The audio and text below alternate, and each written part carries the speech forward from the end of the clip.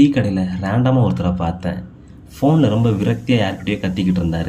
அப்போ அவர் சொன்ன ஒரு வார்த்தை தான், இருக்க வேண்டிய இடத்துல இருந்திருந்தா எல்லாமே கரெக்டாக இருந்திருக்கும் அப்படின்ற மாதிரி அவர் சொன்னார். இது குட்டி ஸ்டோரி வித் லைஃப் லெசன். சின்ன வயசில் கிரையான்ஸ் பாக்ஸ் ஓப்பன் பண்ணால் எல்லா கலரும் யூஸ் பண்ணுவோம். ரெட், ப்ளூ, ஆரஞ்சு, எல்லோன்னு மோஸ்ட்டாக எல்லா கலருமே யூஸ் பண்ணுவோம். ஒரே ஒரு கலரை தவிர ஒயிட்டை தவிர எல்லா கலருமே நம்ம யூஸ் பண்ணுவோம். மோஸ்ட்டாக யாருமே ஒயிட் கிரையானை டச்சே பண்ணியிருக்க மாட்டோம். ஏன்னா ஒயிட் பேப்பரில் அந்த கலர் தெரியாது. நாம் நினச்சிருப்போம் இந்த கலரே நாட் யூஸ்ஃபுல் அப்படின்னு. ஆனால் லேட்டராக தான் நமக்கே புரிஞ்சிருக்கும் ப்ராப்ளம் வந்து ஒயிட் கலரில் இல்லை. ஆக்சுவல் ப்ராப்ளம் என்னன்னா அதோட பேக்ரவுண்டு.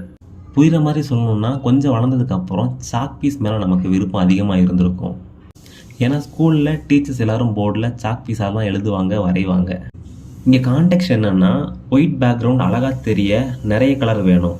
ஆனால் பிளாக் பேக்ரவுண்டுக்கு ஒயிட் மட்டுமே போதும். எஸ், கலரை விட இருக்கிற இடம் தான் மேட்ரு. நமக்கும் இது பொருந்தும். நம்ம பெஸ்ட்டாக ஒர்க் பண்ணுவோம், சைலண்டாக எஃபோர்ட் போட்டு ட்ரை பண்ணுவோம். ஆனால் யாரும் நம்மளை நோட்டீஸ் பண்ணியிருக்கவே மாட்டாங்க. அதுக்குன்னு நம்மக்கிட்ட டேலண்ட் இல்லை, நம்ம பெஸ்ட் இல்லை அப்படின்லாம் அர்த்தம் இல்லை.